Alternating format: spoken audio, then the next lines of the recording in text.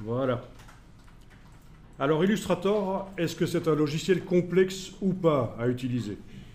Là, il y a beaucoup de gens qui vont vous dire c'est un logiciel quand même plus simple que Photoshop. Parce qu'en fait, ils n'ont pas suivi l'évolution du logiciel. C'est un logiciel qui a évolué beaucoup. Et il y a plein de nouvelles choses qui sont apparues. Et maintenant, je peux dire qu'il est à peu près 2 fois plus complexe à apprendre que Photoshop. Mais vous allez souvent rencontrer des gens qui vont vous dire c'est super simple Illustrator. Parce qu'eux, ils ont en tête les premières versions. Ou parce qu'ils ne comprennent pas qu'il y a des choses qui sont cachées. Il y a plein de choses. Donc c'est quand même pas si évident que ça, Illustrator, pour être pour se déclarer expert en Illustrator ou pour ne fût-ce que s'y retrouver.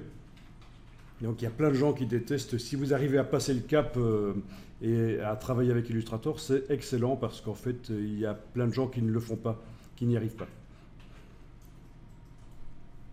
Alors, je vais sélectionner l'objet et je vais retourner avec mon outil tourbillon.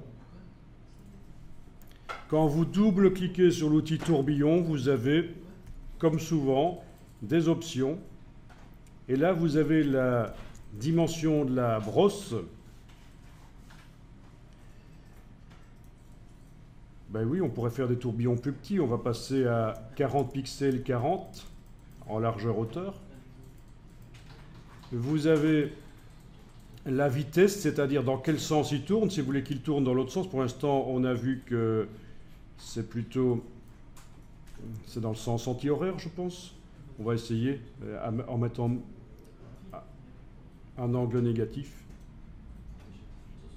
Voilà. Vous avez l'intensité, c'est à quelle vitesse le tourbillon se fait. Si par exemple je mets à la place de 50, je mets 20, ben, il va se créer lentement, ce qui va me permettre d'arrêter la souris au moment le plus opportun peut-être.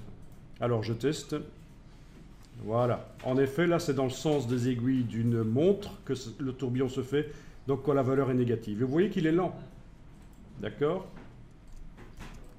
Je redouble-clique sur l'outil. Je vais le faire encore plus petit. Je vais faire 20, 20.